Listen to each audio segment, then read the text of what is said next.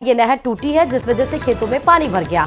वजह वहज वरौली नगला दादू गांव के खेतों में पानी भरा है। नहर पर 12 घंटे से रिसाव हो रहा था। ग्रामीणों ने इस बात की सूचना तहसीलदार को दी थी। सिंचाई विभाग का कोई अधिकारी मौके पर नहीं पहुंचा। ग्रामीण जेसीबी से टूटी नहर को बंद करने की कोशिश लगातार कर रहे हैं। तो ये तस्वीरें आपके सामने ही है। तस्वीरें देखिए कि किस तरह डीप से ये बड़ी खबर है, जहां नहर टूटने से किस तरह पानी बहता हुआ नजर आ रहा है। खेतों में पानी लबालब तरीके से भर गया है। किसान इससे काफी ज्यादा परेशान है। 12 घंटे से नहर टूटने की वजह से पानी का रिसाव हो रहा है। किसान हम बंद कर गए, वहाँ में कोई रिसाव है कि ना, फिर सबरी कट गई। एक बम्बे पानी चल रहा है, हम सबरे 2000 बीघे धरती बंजर रह जाएगी।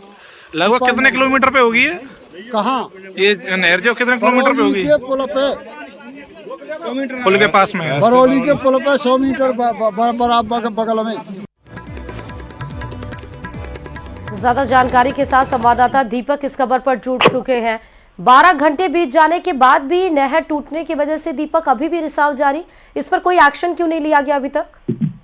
देखिए, बिल्कुल श्रुति, इस पूरे मामले में सिंचाई विभाग के अधिकारियों की जो लापरवाही है वो सामने नजर आ रही है कि किस तरह से किसानों की जो खेती है वो बर्बाद हो रही है और जो गेहूं की फसल है वहां पूरी तरह से पानी भरा हुआ है, जिससे फसल के गलने की जो आशंका है किसानों को वो अब नजर आ रही है। और ये करीब बरौली चौक से 700 मीटर दूर पर ये नहर टूटी है। कल से ही नहर में रिसाव हो रहा था, जिसको लेकर के जो किसान है, वहाँ के स्थानीय लोग हैं, उन्होंने तहसीलदार और जो स्थानीय वहाँ प्रशासन है उसको सूचना दी थी कि नहर से रिसाव हो रहा है। लेकिन आज अल सुबह ही नहर जो जहाँ से रिसाव हो रहा था वहां से टूट गई और टूटने के बाद जो पानी था नहर का पूरी तरह वो खेतों में जाने लगा। बताया जा रहा है कि करीबन 2000 हेक्टेयर से अधिक की जो फसल है वो इस नहर टूटने के कारण प्रभावित हो रही है, जहां खेतों में चारों तरफ पानी ही पानी नजर आ रहा है। और अब किसान अपने स्तर पर इसको जो नहर टूटी है वहां उसे जोड़ने का प्रयास कर रहे हैं। मिट्टी के कट्टे डालकर जेसीबी की सहायता से उसे पानी को रोकने की कोशिश की जा रही है, लेकिन सारे जो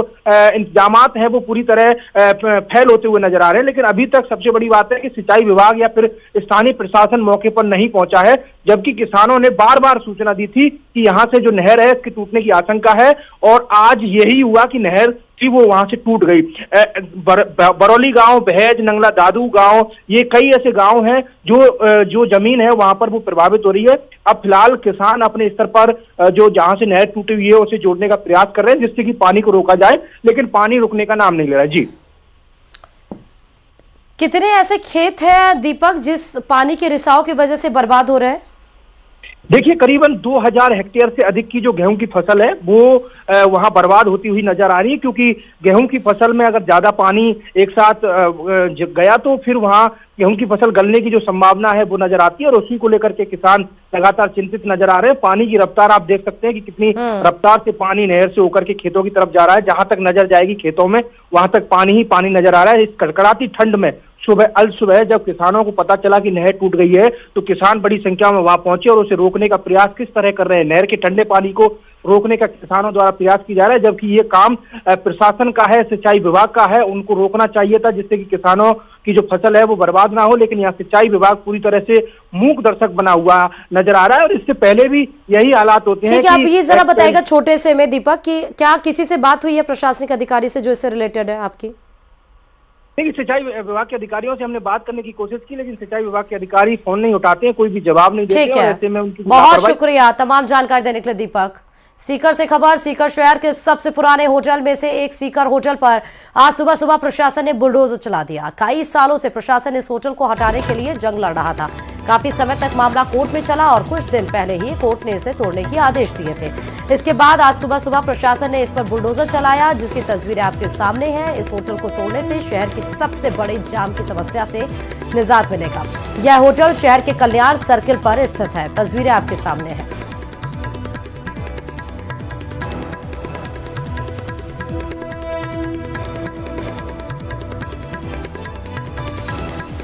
तो आज सुबह ही होटल तोड़ने की एक कार्रवाई की गई है। ये आप देखिए, सबसे पुराने होटल पर बुलडोजर चला है।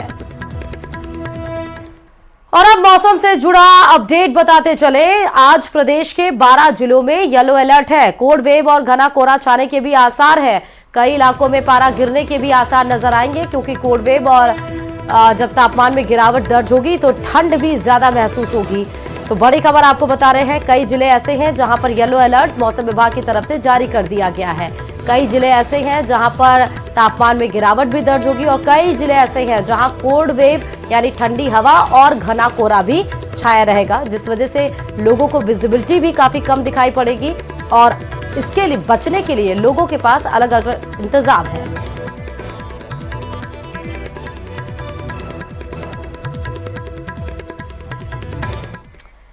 और जयपुर सहित राजस्थान के तमाम शहर सोमवार सुबह कोहरे की चादर में लिपटे रहे। घना कोहरा के कारण विजिबिलिटी 50 मीटर से भी कम रह गई है। मौसम विभाग ने सोमवार को 12 जिलों में कोहरे और शीतलहर का येलो अलर्ट जारी कर दिया है।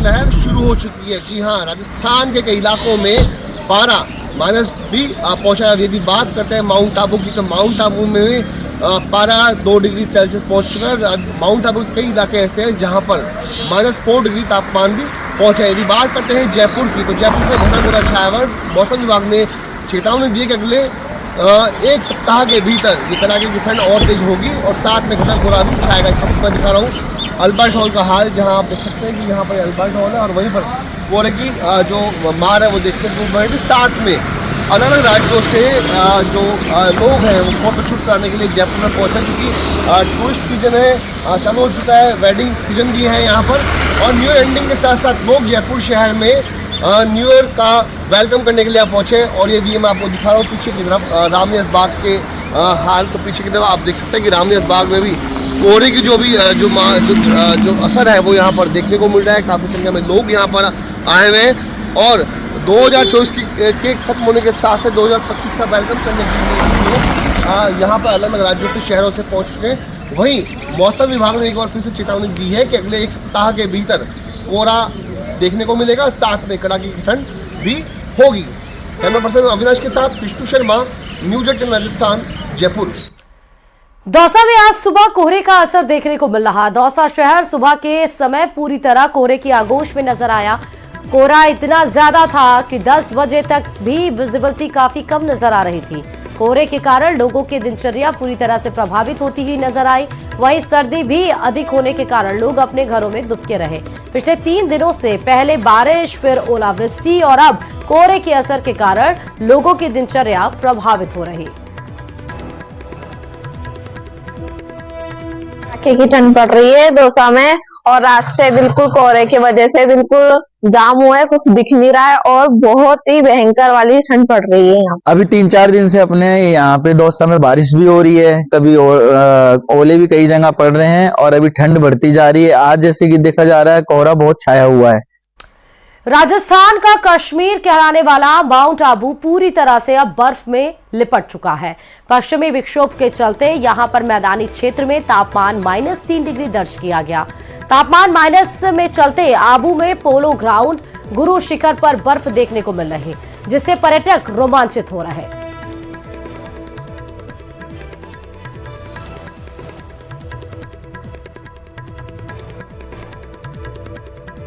मुंबई થી આવું છું અને મુંબઈમાં જનરલી ઠંડી હોતી નથી ક્યારેક એટલી, પણ અહીંયા માઉન્ટ આબુ 3 દિવસથી આવ્યો છું અને સવારનું જે વાતાવરણ જે થાય બરફ છાયેલો જે આખું દેખાય છે આખેમ, તો એમ થાય કે લોકોએ ઘરની બહાર નીકળવું જોઈએ અને આવી રીતે આ વસ્તુનો આનંદ માણવો જોઈએ બધાએ. મને બહુ ફાઇન લાગ્યું. અમદાવાદ બહુ ફાઇન છે. આઈ લવ માય માઉન્ટ આબુ. અમદાવાદમાં જે પ્રમાણેનું મોસમ હોય છે એનાથી તો એમ કહેવાય કે ભાઈ આહલાદક કે આવું અમે કોઈ દિવસ દેખેલું જ નથી.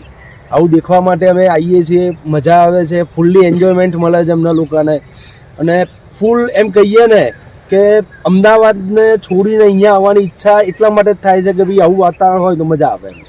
हम चित्तौड़गढ़ से आए हैं और माउंट आबू में हमको बर्फ़ देखने को मिली है. देखिए कार पे बर्फ़ जमी हुई है. -डिग्री टेम्परेचर था रात में और दिसंबर एंड होते होते 31 पे हमको माउंट आबू मिनी कश्मीर जैसा देखने को मिला है और यहाँ बहुत अच्छी ठंड भी है और बर्फ़ भी जमी हुई है.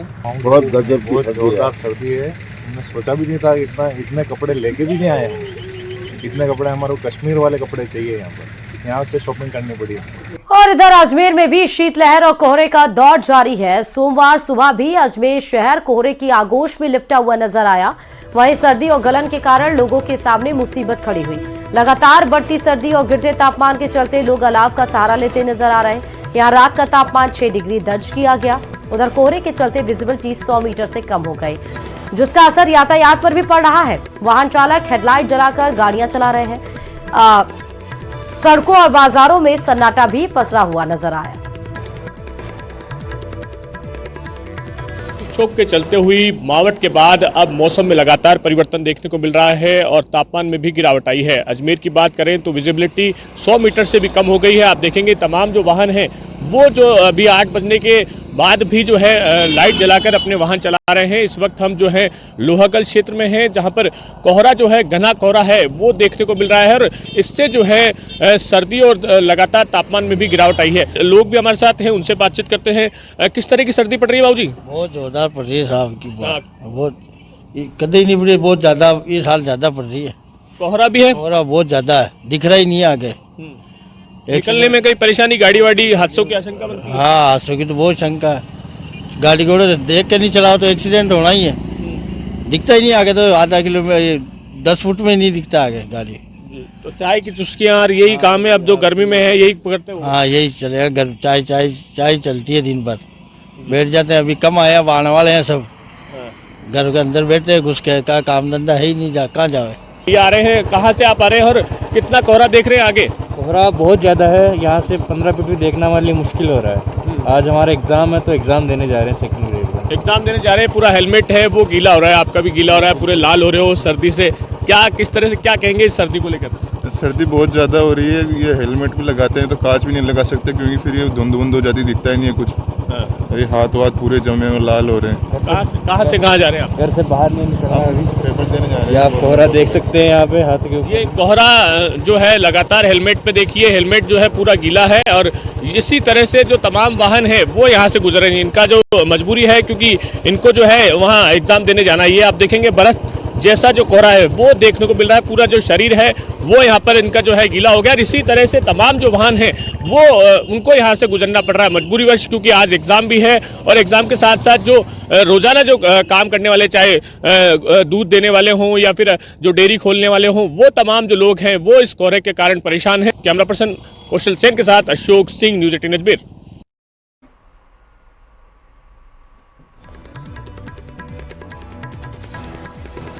तो आपको ये अजमेर, जयपुर, अलग अलग जिलों के हालात ऐसे ही हैं, क्योंकि धीरे धीरे ठंड बढ़ रही है। ओलावृष्टि हुई, पानी बरसा, ओले गिरे, उसके बाद से अब घने कोहरे की वजह से किस तरह से लोग परेशान हो रहे हैं उसकी तस्वीरें आपके सामने हैं। और चलिए इस बीच आपको उदयपुर से बड़ी खबर बताते चले। 2 पैंथर एक साथ नजर आए हैं। नीमच खेड़ा के पास से परशुराम कॉलोनी में 2 पैंथर एक साथ दिखे हैं। वन विभाग की दीवार पर दोनों पैंथर टहल रहे थे। दीवार के पास जो सीसीटीवी कैमरा लगा हुआ है उसमें दोनों पैंथर टहलते हुए कैद हो गए। आबादी के पास पैंथर की दस्तक से लोगों में डर भी है। पहले भी कई बार इस इलाके में पैंथर दिख चुके हैं। तस्वीरें आपके सामने है, आप देखिए। वन विभाग के नीमच खेड़ा के पास परशुराम कॉलोनी में ये पैंथर दिखे हैं। जहां पर ये कॉलोनी में पैंथर दिखे हैं वहां पर ये आबादी वाला इलाका है। दीवार पे पास जो सीसीटीवी कैमरा लगा हुआ है उसमें ये दोनों पैंथर चलते हुए, टहलते हुए नजर आ चुके हैं। इसके पहले भी बताया जा रहा है कि इस कॉलोनी के आसपास पैंथर के मूवमेंट्स देखे गए हैं। और ये वन विभाग की दीवार है जिसपे दोनों पैंथर टहल रहे हैं।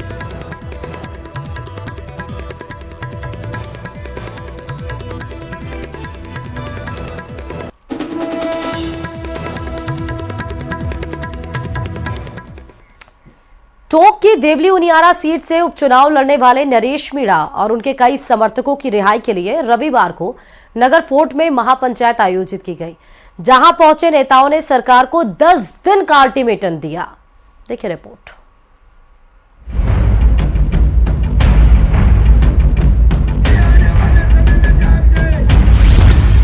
थप्पड़ कांड वाले नरेश मीणा की रिहाई की मांग ने पकड़ा जोर।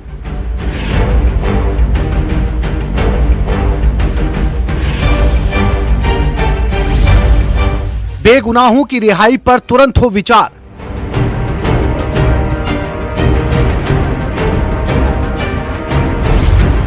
वरना टकराव के लिए सरकार होगी जिम्मेवार। और यदि कोई भी टकराव की स्थिति पैदा होती है तो राजस्थान की सरकार जिम्मेदार होगी।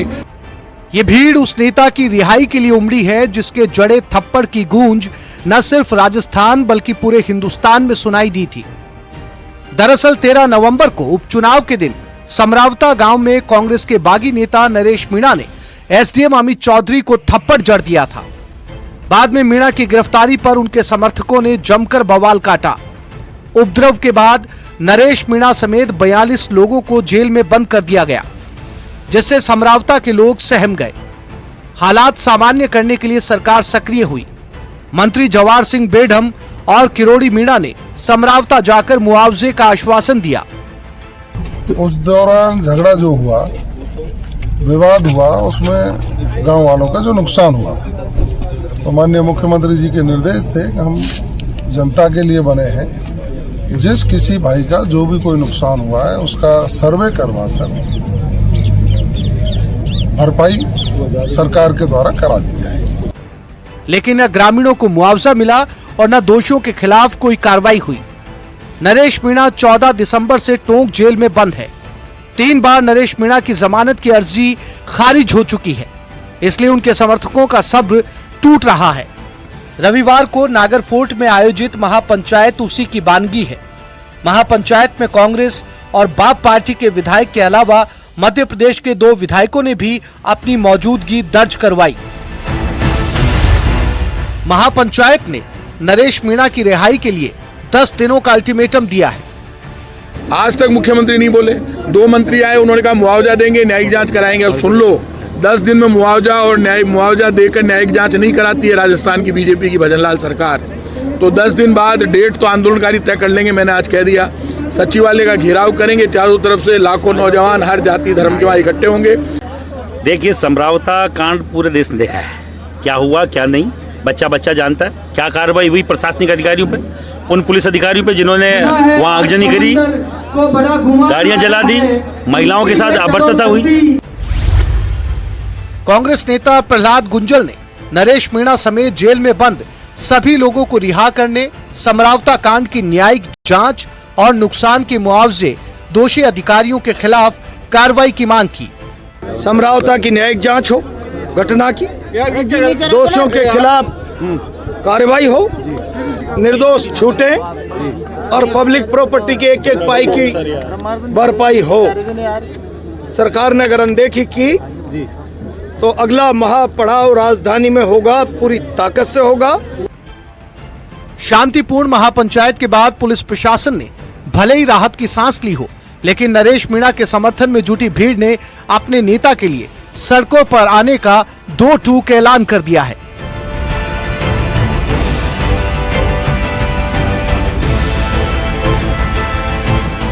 न्यूज 18 राजस्थान के लिए टोंक से दौलत पारी की रिपोर्ट।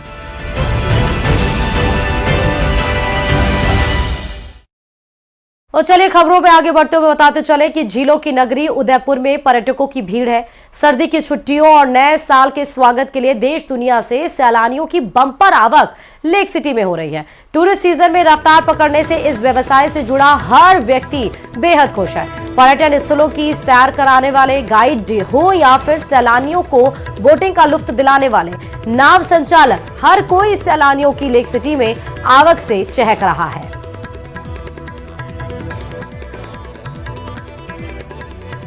कलकत्ता से आए। कलकत्ता से कैसा लग रहा है उदयपुर घूम के? उदयपुर आज फर्स्ट टाइम निकले हैं, कल आए हैं यहाँ पे। कल यहाँ पे पहुँचे हैं, पहुँच के अभी आज फर्स्ट राइड है, बहुत मजा आया, बहुत ही मजा आया। ये बोट में फर्स्ट टाइम है। उदयपुर बहुत खूबसूरत लग रहा है, इतना पहाड़ देख के तो दिल खुश हो गया है। बस आके हमने कुछ प्लेसेस एंजॉय किए हैं, सिटी पैलेस, मानसून पैलेस और सहेलियों की बारी। अच्छा लगा काफी आके। We want to visit again with family and अगर कोई भी आना चाहता है तो काफी अच्छी जगह है। स्वर्णनगरी जैसलमेर में न्यू ईयर से पहले सैलानियों से शहर के पर्यटन स्थल गुलजार हो रहे हैं। सोनार दुर्ग, पवटो की हवेलियां और गड़ीसर झील और सम के धोरों पर पर्यटकों की चहल पहल देखते मिल रही है। और इसी पर देखिए ये रिपोर्ट।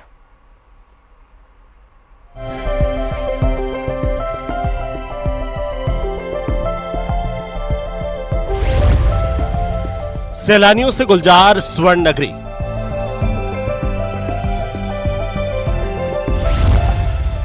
पर्यटन स्थलों पर बढ़ी रौनक। न्यू ईयर तक रहेगा बूम। जैसलमेर इन दिनों पर्यटकों से गुलजार है। पर्यटक न केवल स्थापत्य कला और ऐतिहासिक धरोहरों का आनंद ले रहे हैं, बल्कि कैमल सफारी और लोक संगीत का लुत्फ भी उठा रहे हैं। हजारों की तादाद में देसी विदेशी पर्यटक जैसलमेर घूमने आते हैं। जैसलमेर, सम, तनोट, रामदेवरा, खुहड़ी भी पहुंचकर आनंद ले रहे हैं। सालों बाद ऐसी भीड़ देखने को मिल रही है। वेल एक्चुअली ये मेरा सेकंड विजिट है इस फोर्ट पे, तो एज यूजुअल इमोशन जुड़ा हुआ है, तो काफ़ी अच्छा है। वापस आके भी अच्छा लगा। अच्छी है, बहुत लैंग्वेज बहुत प्यारी है यहाँ की, और ये जो ओवरऑल सिटी का जो व्यू है, ये जैसा व्यू है, गोल्डन जो व्यू है, वो बहुत प्यारी है।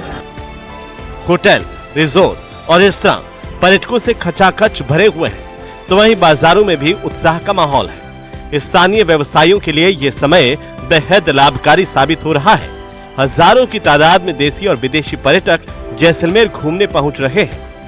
आके बहुत अच्छा लगा, and it's been a coincidence that it's been 50 years of Shoshona Killa movie, and also we are celebrating the same here in the Shoshona Killa itself on the same day. So it's been a pleasure, and we are we feel lucky about it.